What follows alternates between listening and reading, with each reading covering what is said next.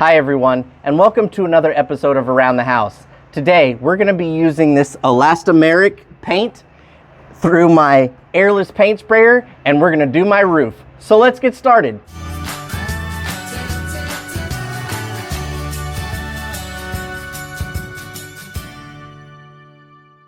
All right, let's start by taking a look at what we're going to need to do this job. Let's start out with the paint. This is the elastomeric paint roof coating from one of the big box stores, and you can pick this up in a 5-gallon or 1-gallon. Now let's take a look at the paint sprayer. I got this paint sprayer secondhand about 10 years ago, but I've only had the opportunity to use it about 5 times. So this is going to be new, especially with the elastomeric paint. And I've got a few tips, things that I've learned along the way trying this in the past. But let me show you how to put the paint sprayer together first. This is the piece that actually separates the paint sprayer to this part. And inside here is a little metal ball. Sometimes that little ball gets stuck. On most of these paint sprayers, there's one of these handy little plastic pieces. That is actually what this is for. You jab this little piece up into the hole after removing this, and it pushes the ball up and away from the metal washer that it sits on. So oiling that up would probably be a good tip.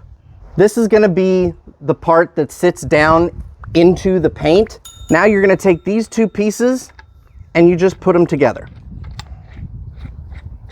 Just like that. Now you take this and you slide it up in and twist.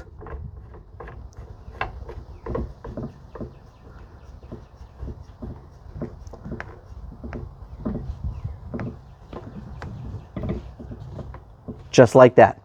Now you can use tools on these to tighten them just a little bit more.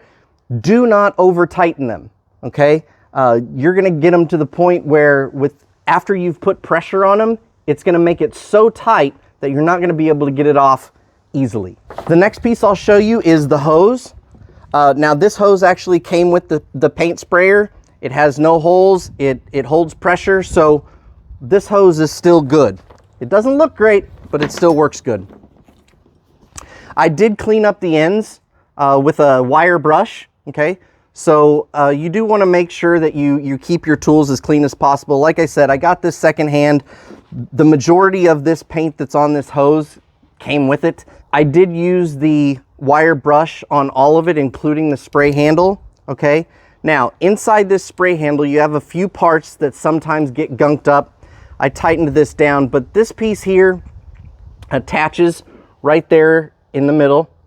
And sometimes things get gunked up right behind these two little holes, okay?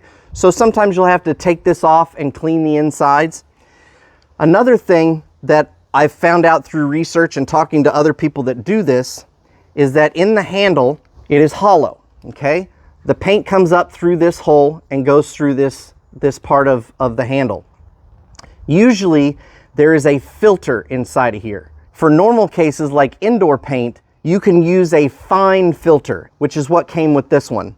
Unfortunately, with an exterior paint that's a little bit thicker, it doesn't go through the filter quite as well. So they do have options. They do have a filter that is a coarse filter, which the holes are a little bit bigger.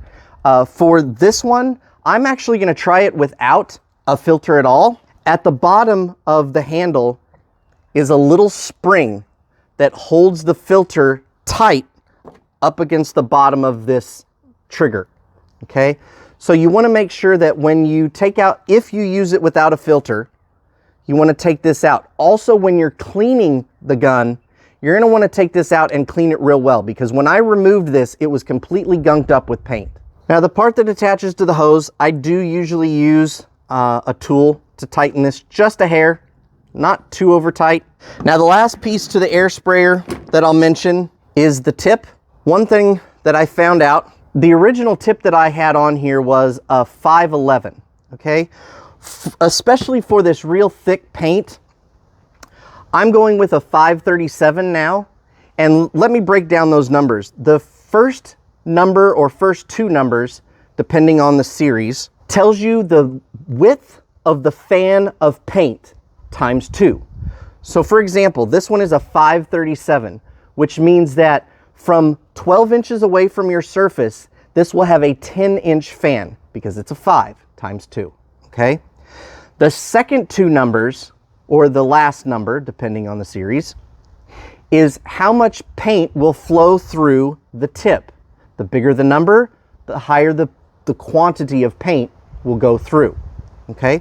So they recommend for especially this roof paint that you have a minimum of a 24. I was lucky enough to go to Sherwin-Williams and I found this 37, which is exactly what I was looking for. With the bigger tip, sometimes you will have to replace this guard, okay? The diameter of this piece is a little bit bigger on these ones that have a higher number. So you slide that in and twist it into place. Now you can see where it's going to spray from. And the last piece is this 20-inch extension. And I picked this up at Harbor Freight for about 20 bucks. So we're going to give that a try for the first time today. And one last tip I'll mention is if you're buying brand new paint, no matter whether you have it colored or not, always ask them to shake it so it's all stirred up by the time you bring it home. If you don't bring it home right away or use it right away, go ahead and get yourself one of these tips for your drill and just spin it. You can also use those wooden stir sticks that they give you. I feel like these do a better job, but you can do it either way. All right, so let's get this thing put together and start painting.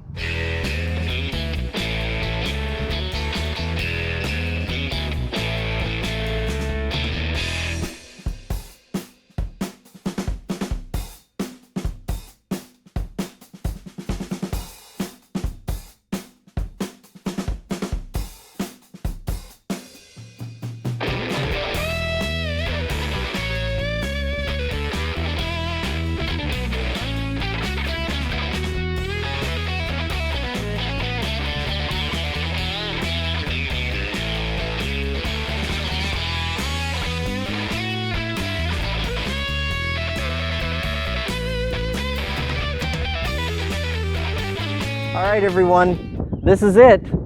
I hope everyone agrees that this is much better than what it was before. I have to say that with the new pieces that I had for the gun, with the extension and the new tip and all that stuff, it made all the difference. So if you're having a problem with your airless paint sprayer, I hope that some of those tips that I gave you at the beginning of the episode will really help you out. We'll probably put another layer on in the next year or two, and then every 3 to 4 years after that, just keep layering over and over. Make sure that you clean the roof.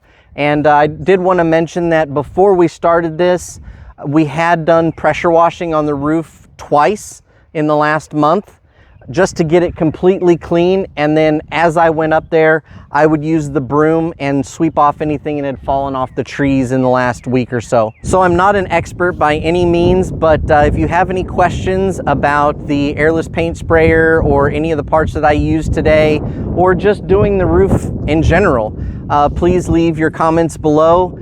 If you enjoyed this episode, please give us a like and a subscribe, and we'll see you on the next one. Bye.